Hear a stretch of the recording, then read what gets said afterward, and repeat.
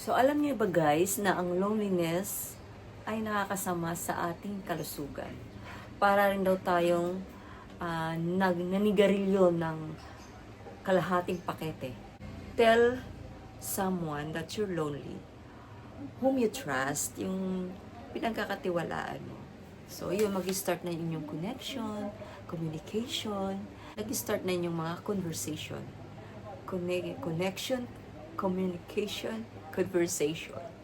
O, di ba? Minsan, ikaw yung gumawa ng unang hakbang.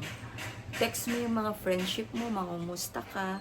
Huwag naman sabay kumusta, pautang. Huwag naman yun. Ang dami kasi ng ganyan eh. Iba naman yun.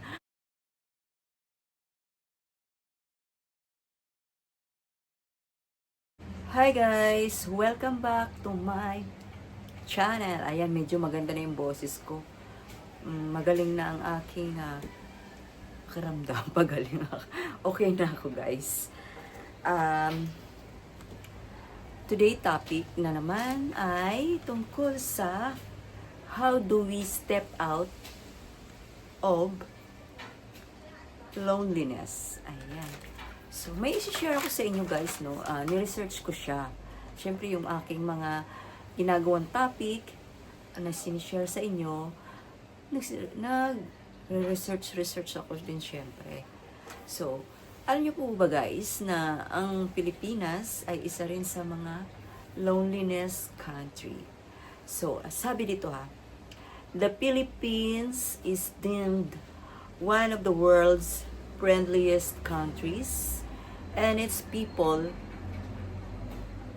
are known to have close family ties.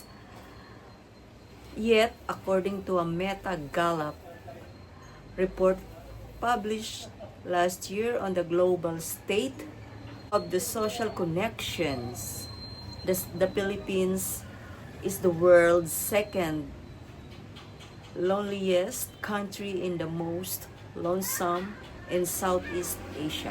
Buti na lang sa Southeast Asia tayo guys. Sabi, according to the Global State of Social Connection report, 57% of Filipinos reported feeling lonely, significantly higher than the global average of 24%. So, global average 24% tayo.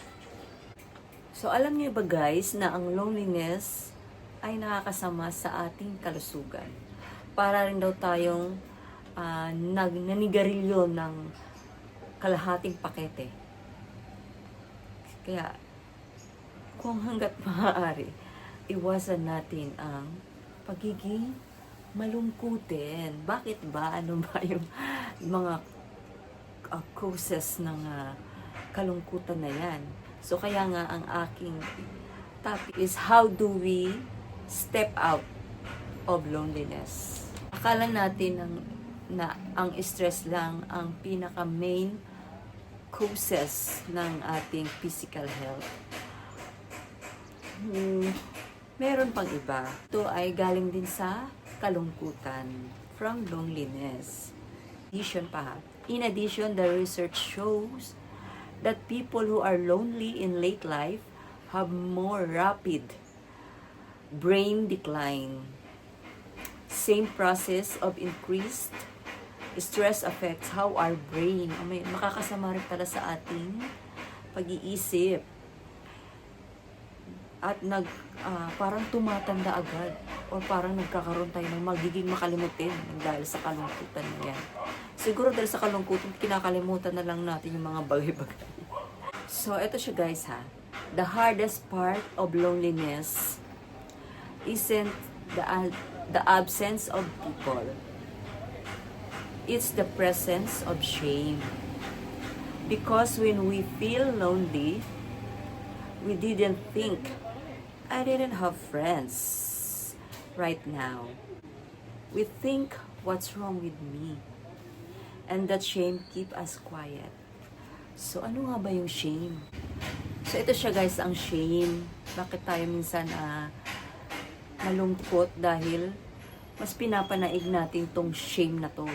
Shame is an unpleasant self-conscious emotion often associated with negative self-evaluation, motivation to quit, and feelings of pain, exposure, distrust, powerlessness, and worthlessness. Ayon niya kay Wikipedia. So, yun. Kaya tayo lonely. It's not because of the absence of people. Hindi dahil sa wala kang kasama or mag-isa ka lang. Iyon ay nang dahil sa nararamdaman mong shame. Parang iniisip mo, ano nga bang mali sa akin? Parang lagi ka nag-iisip ng ganun. Feeling mo, isa kang worthless na tao. Feeling mo, may kulang sa'yo. Feeling mo, isa kang powerless. Dahilanan kung bakit ka nakalugmok lang. Parang nasa isang tabi ka lang, nasa isang sulok. Nahihiya tuloy tayong mag-reach out, na lumapit at magsabi na, hey, I'm struggling, please help me. Diba? Ganun yun, guys. English yun. Ang kalungkutan or loneliness is not about your self-worth. Hindi yun dahil sa hindi ka kaibig-ibig, hindi ka kanais-nais, hindi ka kagusto. It's part of being a human, guys. Yung mga nararamdaman minsan, yung mga worthlessness na yan, mga ganyan. Dahil hindi ka ba gusto, hindi ka presentable. Nararamdaman natin yan. Hindi yan permanent, guys. So, yun. Tatakal na natin. Number 1. First, we have to be honest with ourselves. No more pretending that we're fine. Okay. So, maging honest ka na sa sarili mo, maging totoo ka, magpakatotoo ka na hindi ka okay. Siyempre, minsan, okay lang yung hindi maging okay. It's okay not to be okay sometimes, di ba? Reach out to your friends, makihalubilo ka, make move. No more acting like hindi mo kailangan ng connection, like you don't need a friend, you don't need a communication, you don't need connection. Kaya yan, stop pretending. Lalo-lalo na ngayon, uso na yung social media, di ba? Ang dali-dali na lang mag-reach out sa mga kaibigan mo, sa mga friendship or mga kamag-anak mo. Nakakaramdam ka ng kalungkutan, sabihin mo. Reach out. Hey, I'm lonely. Ganun. Sa sarili mo sabihin, ano ba yan, nalulungkot ako. Ang lungkot naman. Sarili mo lang yung nakakarinig. Hindi talagang malungkot. Diba? So, tell someone that you're lonely. Whom you trust, yung pinagkakatiwalaan mo. So, yun, mag-start na inyong connection, communication, and then, nag-start na inyong mga conversation. Connection, communication, conversation. O, diba? So, next we have to stop waiting to be chosen. We wait for someone to invite us, to text us first, to make the effort. But what if we started being the one who reaches out? So, ito guys, di ba? Kasi minsan, ano pa tayo yung parang pa-importante minsan. Parang nag-aantay tayo na may mag-reach out sa atin. Meron na mag-text sa atin na, sama ka, okay ka ba? Ito. Stop being, choosy minsan. Stop din yung pa-importante. So, minsan, ikaw yung gumawa ng unang hakbang. Text mo yung mga friendship mo, mangumusta ka. Huwag naman sabay kumusta, pautang. Huwag naman yun. Ang dami kasi ng ganyan eh. Iba naman yun. Mangumusta ka. Sama ulit mag-ipag-meet up sa iyong mga friendship, di ba? Labas ka guys, labas ka. So number 3, we have to let go of the idea that friendship has to look a certain way. So yun guys, kasi baka ano-ano kasi mga pumapasok mo sa isip mo about friendship. Diba? Stop mo yun. Kumbaga, sige, na nga, gumawa ka ng hakbang. Kung gusto mo, kung ganun yung isip mo, pumili ka ng mga kaibigan na accept ka. Build friendship with them.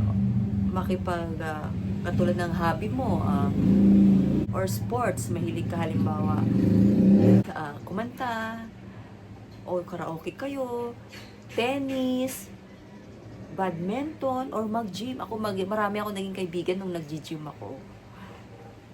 Guys, marami ako naging kaibigan. Siyempre, ikaw yung mauuna rin minsan. Minsan may mauuna sa'yo makipagkwentuhan. Kapag wala naman sa'yo minsan makipagkwentuhan, ikaw naman yung mag-reach out. Kasi ganun ang ginagawa ko, guys. Ito siya, guys. Connection doesn't have to be grand. It just has to be real.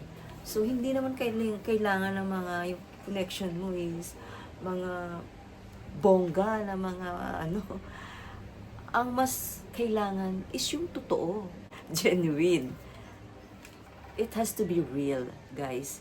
Hindi yung parang plastikan. Kaya, hindi yan kailangan ng grand bongga kung ano-ano pang tawag.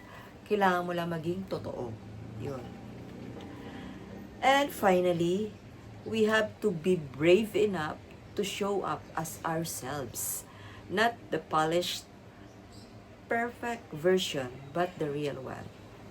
The one who sometimes feels awkward, the one who sometimes says the wrong thing, the one who are sometimes wonder if she belongs, because when we let ourselves to be seen, truly seen, we give others permission to the same. So, yun na nga guys, diba? Yung number, is yung sinabi ko nga yung connection doesn't have to be grand, but it has to be real. So, ganun din sa pagkatao mo, guys.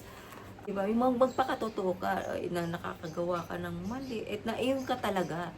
Hindi yung parang timid ka, yung parang hindi ka nagkakamali, yung parang, basta parang iba yung pinapakita mo sa usual na ikaw.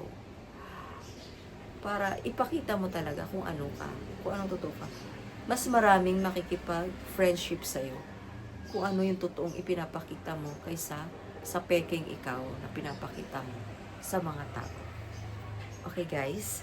And that's where connection happens.